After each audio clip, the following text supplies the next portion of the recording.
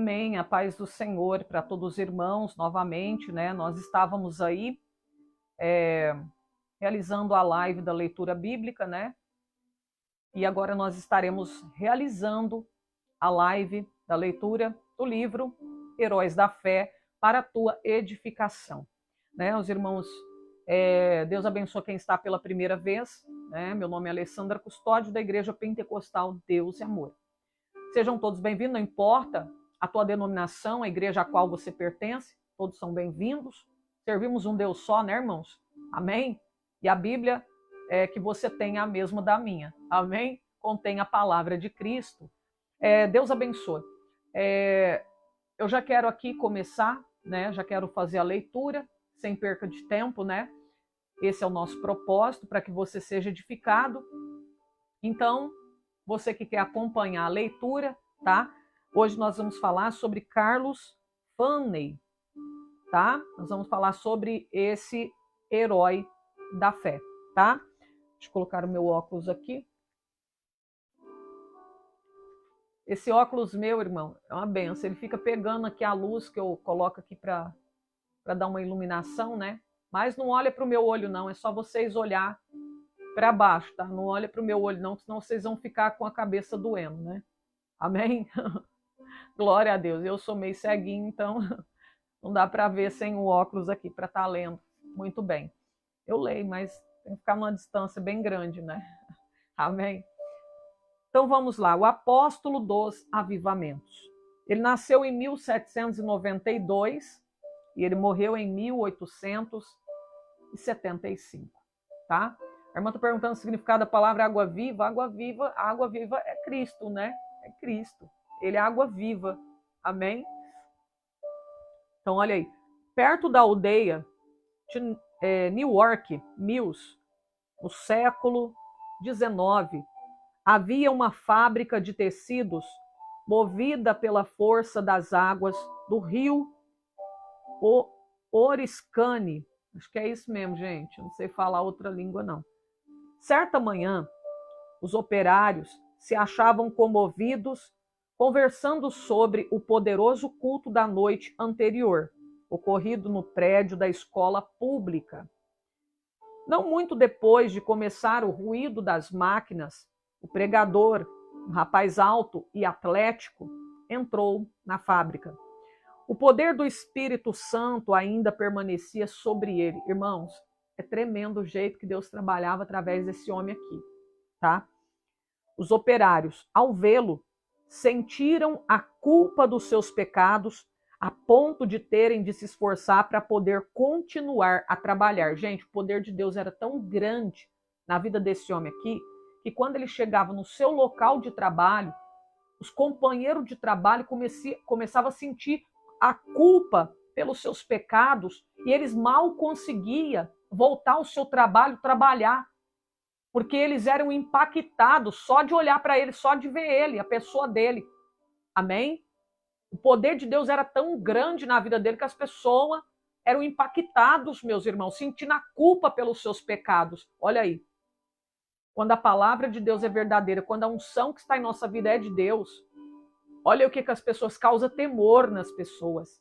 Leva as pessoas a se lamentar pelos teus pecados. Esse é o verdadeiro evangelho que liberta, que transforma. Esse é o Espírito Santo de Deus verdadeiramente, não é o Espírito enganador, não, que está por aí fazendo proeza dentro de muitos lugares aí, não.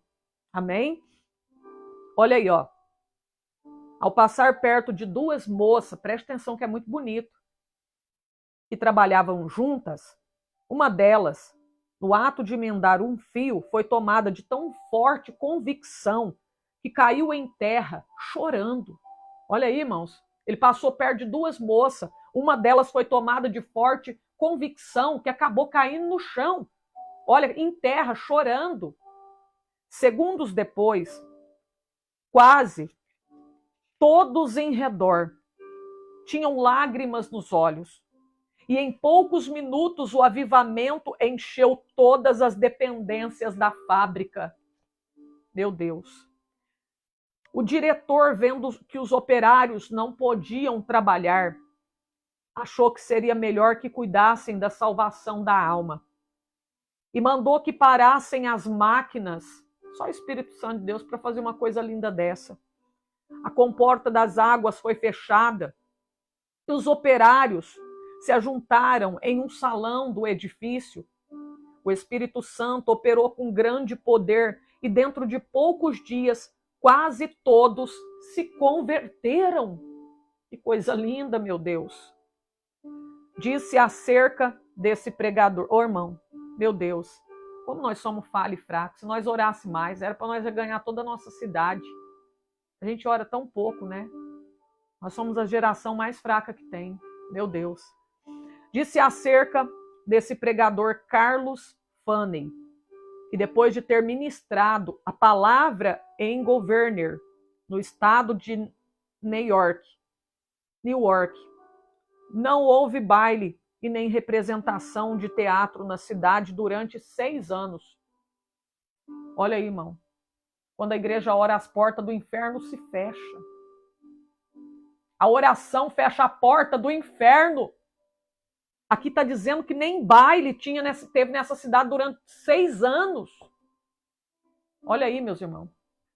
Meu Deus. Hoje a maioria dos cristãos estão preocupados em se enriquecer, não em ver a porta do inferno fechada, né?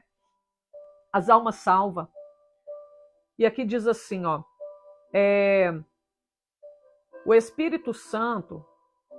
Não, peraí. Calcula-se que durante os anos de 1857 e 1858, mais de 100 mil pessoas foram ganhas para Cristo pela obra direta e indireta de Fanny. A sua autobiografia é o mais maravilhoso relato de manifestação do Espírito Santo, excetuando o livro do Atos dos Apóstolos. Abaixo, a Sagrada Escritura. Alguns consideram o livro de teologia sistemática de sua autoria a maior obra sobre teologia que existe. Como explicar o seu êxito tão destacado nos anais dos servos da Igreja de Cristo?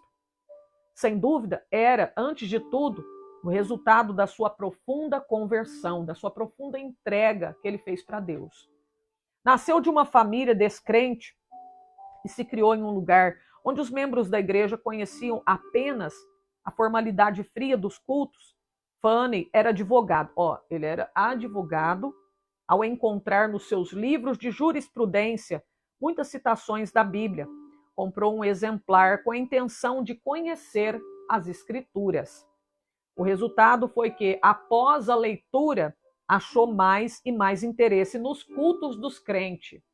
Acerca da sua conversão, ele relata, na sua autobiografia, o seguinte: ao ler a Bíblia, ao assistir às reuniões de oração e ouvir os sermões do Sr. Galli, percebi que não me achava pronto a entrar nos céus.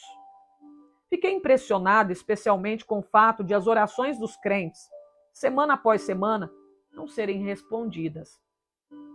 Eu li na Bíblia, pedi e dar-se-vos-á.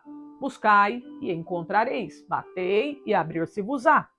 Li também que Deus é mais pronto em dar o Espírito Santo aos que lhe pedirem do que os pais terrestres darem boa coisa para os vossos filhos. Ouvi os crentes pedirem um derramamento do Espírito Santo e confessarem depois que não receberam.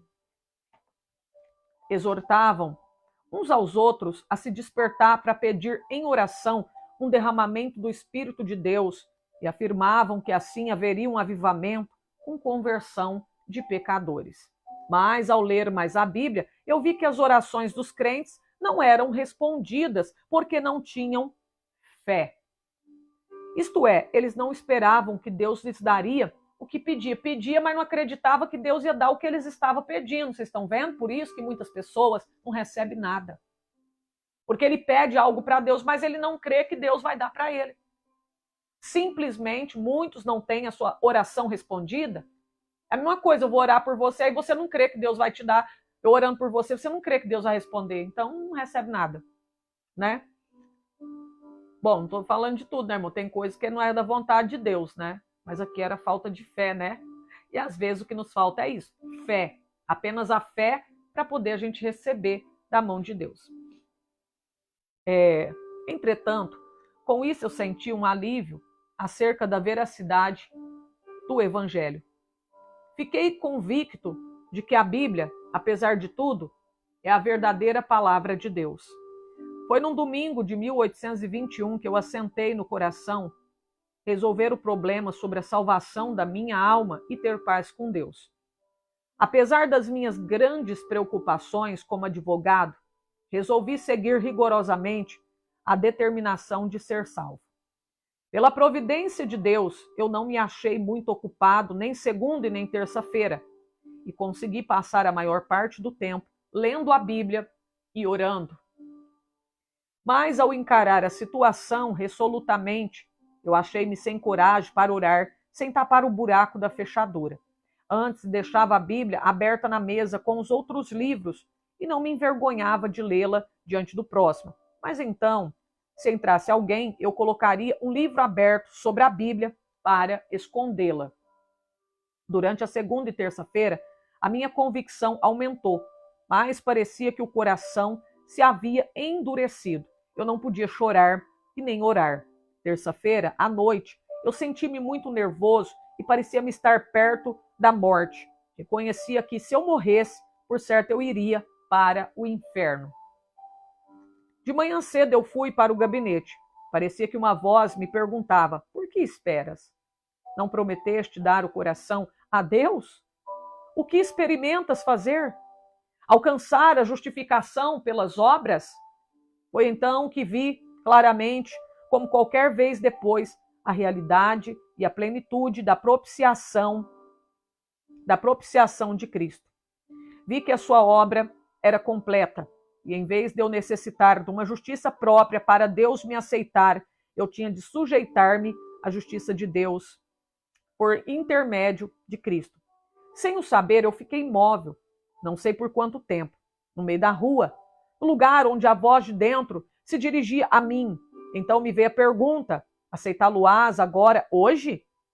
Repliquei: aceitá-lo-ei hoje, ou me esforçarei para isso até morrer. Em vez de ir ao gabinete, eu voltei para entrar na floresta, onde eu podia derramar a minha alma sem que alguém me visse e nem me ouvisse.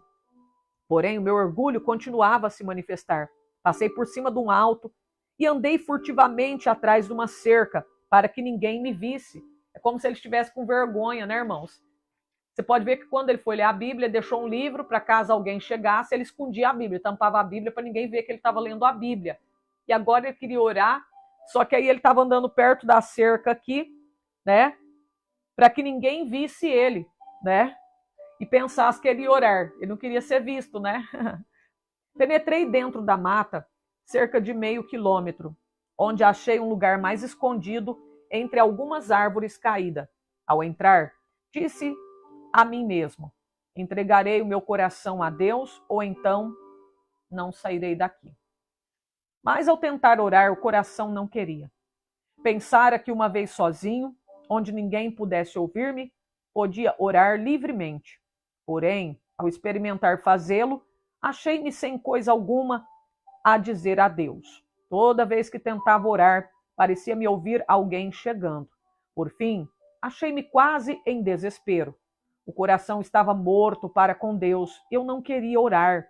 Então eu reprovei a mim mesmo por ter me comprometido a entregar o meu coração a Deus antes de sair da mata. Comecei a pensar que Deus me tivesse abandonado. Achei-me tomado de uma fraqueza demasiadamente grande para ficar de joelhos. Foi justamente nessa altura que pensei novamente que ouvi alguém se aproximando e abri os olhos para ver.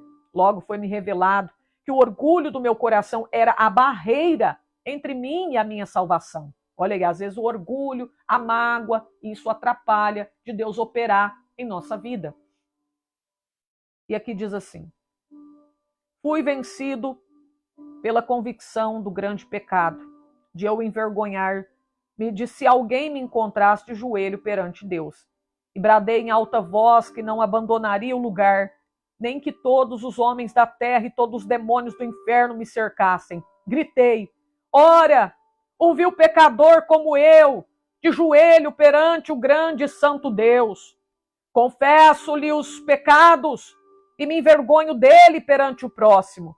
Pecador também, porque me encontro de joelho para achar paz com meu Deus ofendido.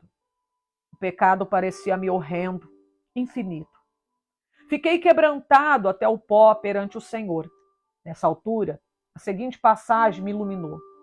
Então me invocareis, ireis, e orareis a mim, e eu vos ouvirei. Buscar-me-eis e me achareis quando me buscardes de todo o vosso coração. Você só vai encontrar Deus se você buscar de todo o teu coração. Continuei a orar e a receber promessas, apropriar-me delas. Não sei se por quanto tempo. Orei até que, sem saber como, achei-me voltando para a estrada. Lembro-me de que disse-me a mim mesmo: se eu me converter, eu pregarei o evangelho. Na estrada, voltando para a aldeia, certifiquei-me da preciosa paz e da gloriosa calma na minha mente. Que é isso? Perguntei a mim mesmo. Entristecera eu o Espírito Santo até se retirar de mim? Não sinto mais a convicção. Então lembrei-me de que dissera a Deus que confiaria na sua palavra. A calma do meu espírito era indescritível. Fui almoçar, mas não tinha vontade de comer. Fui ao gabinete, mas o meu sócio não voltara do almoço. Comecei a tocar a música de um hino no rabecão, como de costume. Porém, ao começar a cantar as palavras sagradas, o coração parecia derreter-se e só podia chorar. Ao entrar e fechar a porta atrás de mim, parecia-me ter encontrado o Senhor Jesus Cristo face a face. Não me entrou na mente, na ocasião, nem por algum tempo depois, era apenas uma concepção mental. Ao contrário, parecia-me que eu encontrara como encontro qualquer pessoa. Ele não disse coisa alguma, mas olhou para mim de tal forma que eu fiquei quebrantado e prostrado aos teus pés. E isso para mim foi depois uma experiência extraordinária, porque parecia-me uma realidade, como se ele mesmo ficasse em pé perante mim e eu me prostrasse aos seus pés e lhe derramasse a minha alma. Chorei alto e fiz tanta confissão quanto foi possível entre soluços. Parecia-me que lavava os seus pés com as minhas lágrimas, contudo, sem sentir ter tocado na sua pessoa. Ao virar-me para sentar, recebi o poderoso batismo com o Espírito Santo, sem o esperar. Sem mesmo saber que havia tal para mim, o Espírito Santo desceu de tal maneira que parecia encher o meu corpo e a alma. Senti como uma onda elétrica que me transpassava repetidamente.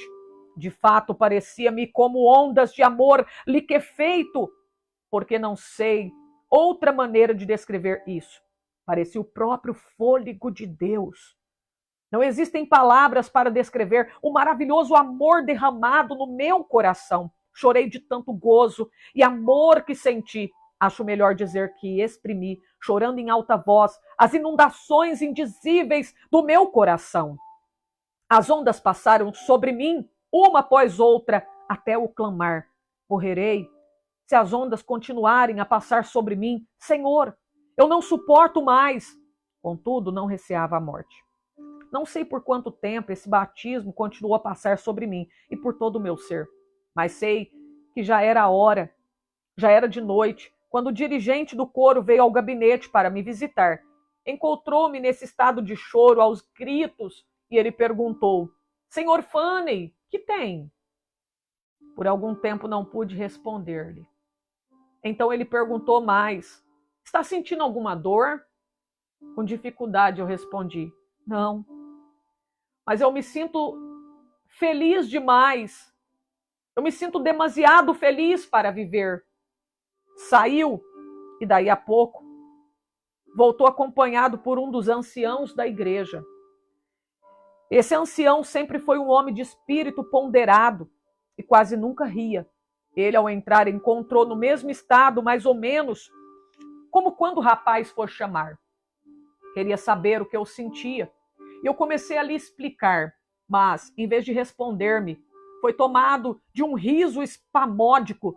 Parecia impossível evitar o riso que procedia do fundo do seu coração. Nessa altura, entrou certo rapaz que começara a frequentar os cultos da igreja. Presenciou tudo por alguns momentos, até cair no chão em grande angústia de alma, clamando: orem por mim. O ancião da igreja e o outro crente oraram. Depois Fanny também orou. Logo após, todos se retiraram, deixando Fanny sozinho. O ancião da igreja e outro crente oraram. Ao deitar-se para dormir, Fanny adormeceu, mas logo acordou. Por causa do amor que lhe transbordava no coração, isso aconteceu repetidas vezes durante a noite. Sobre isso, ele escreveu depois. Quando me acordei de manhã, a luz do sol penetrava no quarto. Faltam-me palavras para exprimir os meus sentimentos ao ver a luz do sol. No mesmo instante, o batismo do dia anterior voltou sobre mim. Ajoelhei-me ao lado da cama e chorei pelo gozo que eu sentia.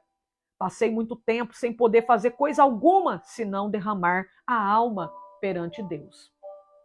Durante o dia, o povo se ocupava em falar na conversão do advogado, conversão de Fanny. Ao anoitecer, sem qualquer anúncio, olha aí, tá vendo, irmãos? Quando a pessoa se converte, ela chora pelo seu pecado. É igual quando o menino, quando nasce, né? A primeira coisa que ele faz é chorar, né? A pessoa, quando nasce de novo, é isso aí que acontece, né? Ele estava ali tanto tempo na presença de Deus, mas ele não tinha nascido, ele não tinha tido um encontro verdadeiro com Deus. E quando ele viu que ele não tinha tido, ele começou a buscar ter esse encontro com Deus. É o que os crentes devem fazer, que não tiveram esse verdadeiro encontro com Deus até hoje. Amém? Quando Fanny relatou o que Deus fizera na sua alma, muitos foram profundamente tocados. Um sentiu-se tão convicto que voltou para casa sem o chapéu, perdeu até o chapéu. Certa advogada afirmou: é claro que ele é sincero, mas ele enlouqueceu, é evidente. Fanny falou e orou com grande liberdade. Realizavam-se cultos todas as noites por algum tempo, aos quais assistiam pessoas de todas as classes. Esse grande avivamento espalhou-se para muitos lugares em redor. Fanny continuou. Peraí. Aqui diz assim: por 8 dias, depois da sua conversão, meu coração permanecia tão cheio que não sentia desejo de comer e nem de dormir. Olha, irmãos, quando a presença de Deus ela nos enche, nos faz transbordar. Ele não tinha vontade de dormir nem de comer, porque ele estava cheio de Deus, né? Parecia-me que tinha um manjar para comer que o mundo não conhecia. Não sentia necessidade de alimentar-se nem de dormir. Por fim, eu cheguei a ver que devia comer como de costume e dormir quando fosse possível. Grande poder acompanhava a palavra de Deus. Todos os dias admirava-se ao notar, com poucas palavras, dirigidas a uma pessoa, transpassavam-lhe o coração como uma seta. Não demorei muito em ir visitar o meu pai. Ele não era salvo. O único membro da família que fizera profissão de religião era meu irmão mais novo. Meu pai encontrou-se no portão e me perguntou: como tem passado, Carlos? Respondi-lhe: bem, meu pai, tanto no corpo como na alma. Meu pai, o senhor já é idoso. Todos seus filhos estão crescidos e casados e nunca ouvi alguém orar na sua casa. Ele baixou a cabeça e começou a chorar, dizendo: é verdade, Carlos. Entre e você mesmo ore. Meu Deus. Entramos e oramos. Meus pais ficaram comovidos e não muito depois converteram-se. Se a minha mãe tinha qualquer esperança antes, ninguém o sabia. Assim, esse advogado, Carlos Fanny, perdeu todo o gosto pela sua profissão e se tornou um dos mais famosos pregadores do Evangelho. Acerca do seu método de trabalhar, ele escreveu, olha, ele deixou de ser advogado para poder ser pregador da palavra de Deus. Dei grande ênfase à oração como indispensável. Se realmente queríamos um avivamento, esforçava-me por ensinar a propiciação de Jesus Cristo, a sua divindade, a sua missão divina, a sua vida perfeita, a sua morte vicária, sua ressurreição, a necessidade de arrependimento e de fé, a justificação pela fé, outras doutrinas que se tornaram vivas pelo poder do Espírito Santo. Os meios empregados eram simplesmente pregação, culto de oração, muita oração em secreto, intensivo evangelismo pessoal, culto para instrução dos interessados. Eu tinha o costume de passar muito tempo orando. Acho que às vezes orava realmente, sem cessar. Achei também grande proveito em observar frequentemente dias inteiros de jejum em secreto. Em tais dias, para ficar inteiramente sozinho com Deus, eu entrava na mata ou eu me fechava dentro do templo. Vê-se no seguinte relato a maneira como Fanny e o seu companheiro de oração, o irmão Nash, bombardeavam os céus com as suas intercessões. Quase 1 quilômetro distante da residência do Senhor, morava certo adepto do universalismo. Os seus preconceitos religiosos, recusava-se a assistir os cultos. Certa vez, o irmão Nash, que o hospedava comigo na casa do Senhor, retirou-se para dentro da mata para lutar em oração, sozinho, bem cedo de madrugada. Conforme o seu costume, a atmosfera era tal nessa ocasião que se ouvia qualquer som de longe. O universalista, ao levantar-se de madrugada, saiu de casa e ouviu a voz de quem orava, e apesar de não compreender muitas das palavras, reconheceu quem orava. Isso transpassou-lhe o seu coração como uma flecha. Sentiu a realidade da religião como nunca. A flecha permanecia e ele achou alívio somente crendo em Cristo. Acerca do espírito de oração, Fanny afirmou que era coisa comum nesses avivamentos os recém-convertidos se acharem tomados pelo desejo de orar noites inteiras até lhes faltarem as forças físicas. O Espírito Santo constrangia grandemente o coração dos crentes, que sentiam constantemente a responsabilidade pela salvação das almas imortais. A solenidade da mente se manifestava no cuidado que falavam e se comportavam. Era muito comum encontrar crentes juntos, caídos de joelho em oração, em vez de ocupados em palestras. Em certo tempo, quando as nuvens de perseguição enegreciam cada vez mais, Fanny, como era seu costume, sob tais circunstâncias, sentia dirigida a dissipá-las orando. Em vez de falar pública ou particularmente acerca das acusações, ele orava. Acerca da sua experiência, escreveu: olhava para Deus com um grande anelo, dia após dia, rogando que ele me mostrasse o plano a seguir e a graça para suportar a borrasca. O Senhor mostrou-me em visão o que eu tinha de enfrentar. Ele chegou-se tão perto de mim enquanto eu orava que a minha carne literalmente estremecia sobre os ossos. Eu tremia da cabeça aos pés, sob o pleno conhecimento da presença de Deus.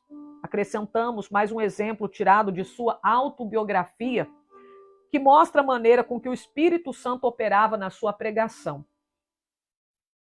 Ao chegar na hora anunciada para iniciar o culto, achei o prédio da escola repleto. Por isso eu tive de ficar em pé perto da entrada. Cantamos um hino, isto é, o povo pretendia cantar. Entretanto, eles não tinham o costume de cantar os hinos de Deus. Cada um desentoava à sua própria maneira. Não podia conter-me, lancei-me de joelho e comecei a orar. O Senhor abriu a janela do céu, derramou seu espírito de oração, entreguei-me toda a alma a orar. Não escolheram um texto, mas logo, ao levantar-me de joelho, eu disse: levantai-vos, saí deste lugar, porque o Senhor há de destruir esta cidade. Acrescentei que havia 2 homens que se chamavam Abraão e outro Ló. Contei-lhes como Ló se mudara para Sodoma. O lugar era excessivamente corrupto. Deus resolveu destruir a cidade. E Abraão orou por Sodoma. Mas os anjos acharam somente um justo lá. Era Ló. Os anjos disseram: tem alguém mais aqui? Teu genro, teus filhos, filhas, todos quanto tem nessa cidade, tira para fora deste lugar, porque nós vamos destruir este lugar, porque o seu clamor tem engrossado diante da face do Senhor, e o Senhor nos enviou a destruí-lo. Ao relatar essas coisas, os ouvintes se mostraram irados, a ponto de me açoitarem. Olha aí, irmãos. Nessa altura, deixei de pregar. Expliquei que compreendera que nunca realizara culto ali, e que eu tinha o direito de assim considerá-los corruptos. Salientei isso com mais e mais ênfase e com o coração cheio de amor, até não poder mais conter-me. Depois de eu assim falar, cerca de 15 minutos, parecia ter vindo sobre os ouvintes uma tremenda solenidade, aos quais começaram a cair no chão, clamando, pedindo misericórdia.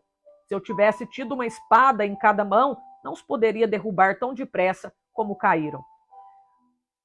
De fato, 2 minutos depois de os ouvintes sentirem o choque do Espírito Santo vir sobre eles, quase todos estavam ou caídos de joelho ou prostrados no chão. Todos que podiam falar de qualquer maneira oravam por si mesmos. Tive de deixar de pregar, porque os ouvintes não prestavam mais atenção.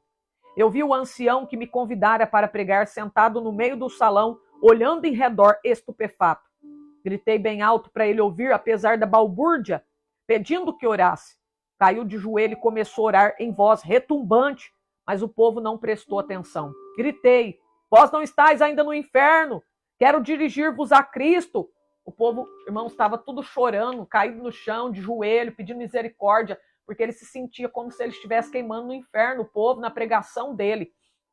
O coração transbordava de gozo ao presenciar tal coisa. Quando pude dominar os meus sentimentos, virei-me para um rapaz que estava perto de mim e consegui atrair a sua atenção e preguei Cristo em voz bem alta, ao seu ouvido. Logo, ao olhar para a cruz de Cristo, ele acalmou-se por um pouco e então rompeu em oração pelos outros. Depois eu fiz o mesmo com o outro, depois com mais outro e continuei assim, tratando com eles até a hora do culto da noite na aldeia. Deixei o ancião que me convidara a pregar para continuar a obra com os que oravam.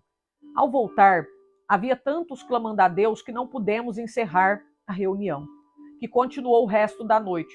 Ao amanhecer o dia, alguns ainda permaneciam com a sua alma ferida, não se podiam levantar, e para dar lugar às aulas, foi necessário levá-los a uma residência não muito distante. De tarde mandaram chamar-me, porque ainda não findara o culto. Olha aí, gente, o Espírito Santo tomou, meu Deus.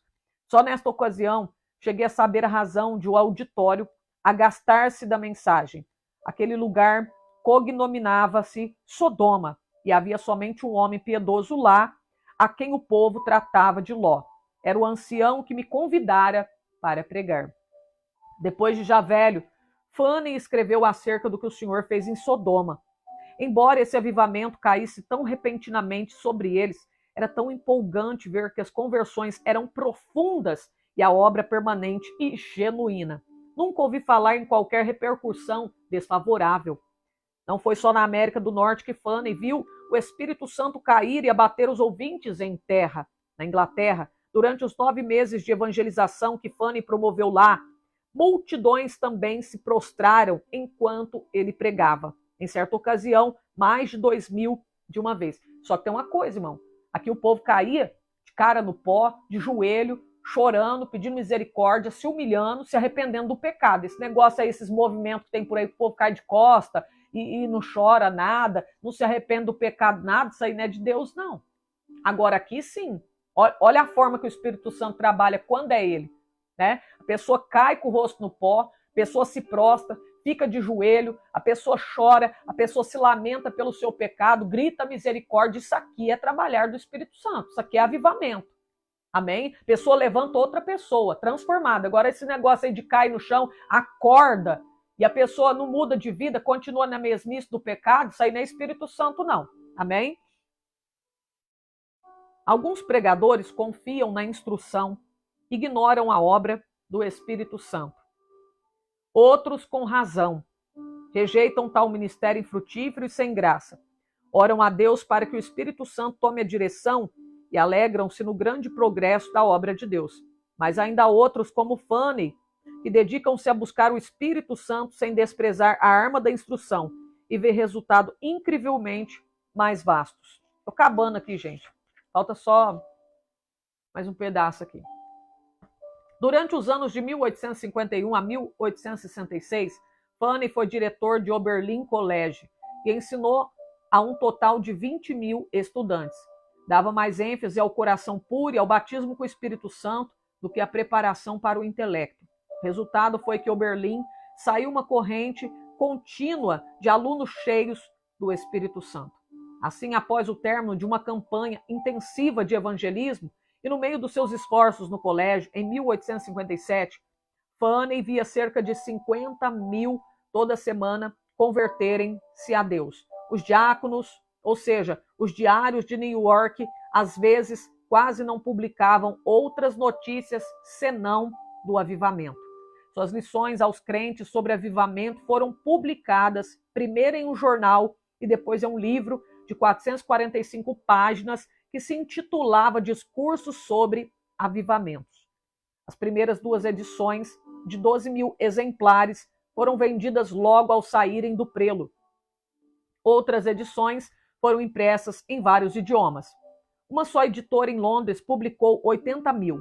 Entre suas outras obras de circulação mundial, conta-se as seguintes: sua autobiografia, Discursos aos Crentes e Teologia Sistemática. Os convertidos nos cultos de Fanny eram, pela graça, constrangidos a andar de casa em casa para ganhar almas. Olha aí, os convertidos, através da pregação dele, andava de casa em casa ganhando almas para Jesus. Ele mesmo se esforçava para preparar o maior número de obreiros de Oberlin College, mas o desejo que ardia sempre em tudo era o de transmitir a todos o espírito de oração. Pregadores como Abel Cari e Vater Nash, acho que é isso, eu não sei falar direito, irmãos, viajavam com ele. Enquanto ministrava a palavra, eles continuavam prostrados em oração. Vejamos isso nas palavras de Fanny. Se eu não tivesse o espírito de oração, eu não alcançaria coisa alguma. Se por um dia ou por uma hora eu perdesse o espírito da graça ou de súplica, eu não poderia pregar com poder e fruto e nem ganhar almas pessoalmente. Para que alguém não julgue que a obra era superficial, citamos outro escritor. Descobriu-se por pesquisa empolgante que mais de 85 pessoas de cada 100 que se convertia sob a pregação de Fanny permaneciam fiéis a Deus, enquanto 75 pessoas de cada 100 das que professavam conversão nos cultos de algum dos maiores pregadores que se desviavam. Parece que Fanny tinha o poder de impressionar a consciência dos homens sobre a necessidade de um viver santo, de tal maneira que produzia fruto mais permanente. Fanny continuou a inspirar os estudos em Oberlin College até a idade de 82 anos. Já no fim da vida, permanecia tão lúcido da sua mente como quando jovem. A sua vida nunca foi tão rica no fruto do Espírito e na beleza da sua santidade do que nos últimos anos. No domingo, 16 de agosto de 1875, ele pregou o seu último sermão, mas à noite não assistiu o culto. Ao ouvir os crentes cantarem Jesus Lover of My Soul, Let Me the Rossum, não sei falar, né? É inglês. Saiu até o portão da frente da casa e com estes que tanto amava, cantou na terra pela última vez. Acordou à meia-noite, sofrendo dores lancinantes no seu coração. Sofrer assim muitas vezes durante toda a sua vida. Todas as vezes que recebia o fogo da mão de Deus, era com sofrimento. Semeara as sementes do avivamento e as regava com lágrimas. Finalmente, antes de amanhecer o dia, ele dormiu na terra para acordar na glória, nos céus. Faltava-lhe apenas 13 dias para ele completar 83 anos de vida aqui na terra. Olha aí. Morreu dormindo, né, irmãos? Morreu dormindo e acordou no céu. Meu Deus, tremendo. Tremendo, meus irmãos, né? Meu Deus. Vamos orar mais, né, irmãos? Vamos clamar mais a Deus, né? Colocar mais a nossa vida nas mãos do Senhor, amém? Irmãos, Deus abençoe. Se tiver alguém aí que você quer entregar a sua vida para Jesus, entrega hoje, não deixa para amanhã. Desviado, volta. Levanta a sua mão, pede perdão. Entrega a sua vida para Deus. Senhor, meu Deus, abençoa nesse momento todos que estão aqui nessa live, acompanhando essa leitura do livro Heróis da Fé para a tua edificação. Pai, que o Senhor venha nos dar o mesmo espírito de oração, e súplica. Oh, glória! Que o Senhor deu, meu Pai, para Carlos Faney, Senhor. Oripa alabasterimicova, sim, alabastéria. Pai querido, Pai amado, traz esse avivamento, Pai, sobre a vida dos irmãos que estão aqui desejosos de serem edificados. Estão aqui, Pai, aqueles que amam a Tua palavra, aqueles que estão em busca de avivamento para a sua vida, aumento da Tua fé, aqueles que querem ver as almas da Tua família salva. Pai querido, Pai amado, estende as Tuas mãos agora, Senhor, derramando sobre nós. Pai, essa pessoa que ainda não teve um verdadeiro encontro com o Senhor, meu Pai, que venha ter. Ah, meu Deus, essa pessoa que ainda não chorou como criança. Senhor, meu Deus, que é o que uma criança faz quando ela nasce, Senhor. Ela chora. Essa pessoa ainda não chorou como uma criança. Não teve um verdadeiro encontro, que ela venha ter. Meu Deus, salva, Senhor, salva almas. Salva as almas perdidas. Visita as pessoas que têm pedido oração através das lives, do Facebook, Telegram, YouTube, do WhatsApp, e também o nome está no caderno de oração. Pai, visita agora cada alma, pessoas da nossa família, parentes, salva, liberta, Pai. Ora e clama, labassúria, usa nós nessa terra. Oh, glória, desperta nós como o Senhor despertou esses homens. Senhor, meu Deus, olha aí, Pai, que coisa tremenda, que obra maravilhosa. Ele chegava no trabalho dele e as pessoas começavam a cair no chão, chorando, pedindo perdão dos pecados. A presença do Senhor era gloriosa, era impactante, era um poder muito grande, Senhor, porque ele orava, Senhor. Meu Deus, meu Pai, oripa, labasteira e me clama, labassúria, molda a nossa vida, tira o orgulho, Pai. O Senhor tirou o orgulho do coração de Faney. Era o que impedia dele sentir esse avivamento, receber esse avivamento. Senhor, meu Pai, quantos, meu Pai, tem algo que está atrapalhando receber esse avivamento? Tira todo impedimento para que recebamos, Senhor, meu Pai, este poder, esta unção, esta graça, Senhor. Oripa, labastera indizível. Oripa, labaclama, labassúria. Meu Deus, vai operando. Meu Deus, vai operando. Vai derramando, confirma agora, Senhor. Pai, eu te agradeço, muito obrigado. Eu entrego a minha família, a minha vida, os meus irmãos que estão aqui nas tuas mãos, Senhor. Confirma a tua obra, confirma o renovo, confirma o teu avivamento, a proteção do Senhor, em nome de Jesus. Amém, amém. Deus abençoe. Vou desligar porque nós vamos agora orar no secreto, né, irmãos? Amém? Glória a Deus. Deus abençoe todos os irmãos. Fiquem com Deus, né? Quarta-feira e quinta, sexta tem oração meio-dia, né, irmãos? Amém? Deus abençoe todos os irmãos. Depois eu vou estar anunciando o dia da próxima campanha da madrugada. Amém? Por enquanto nós vamos de leitura bíblica e leitura do livro Heróis da Fé, aumentando o nosso conhecimento e não esquecendo. Não está tendo a oração esses dias aqui, né? A campanha ainda não começou de novo, mas tem que orar na sua casa aí. Amém? Levanta o seu clamor aí a Deus agora. Vamos desligar aqui a live, mas vai orar aí. Faz que nem Fanny, né? A oração no secreto é indispensável, é necessária, viu, irmãos? A oração do secreto, mesmo que eu ore aqui com vocês, Deus cobra o dia que a gente não ora no secreto. Se eu não orar no secreto, o Senhor falou, pô, cadê a oração do secreto? Amém? Aleluia. Esse livro você compra no Mercado Livre, na internet, tá? Heróis da Fé, tá bom? Deus abençoe, irmãos, paz do Senhor, a paz de Cristo e a paz de Cristo. Um abraço para todos, dorme com Deus, fica com Deus. Até a próxima.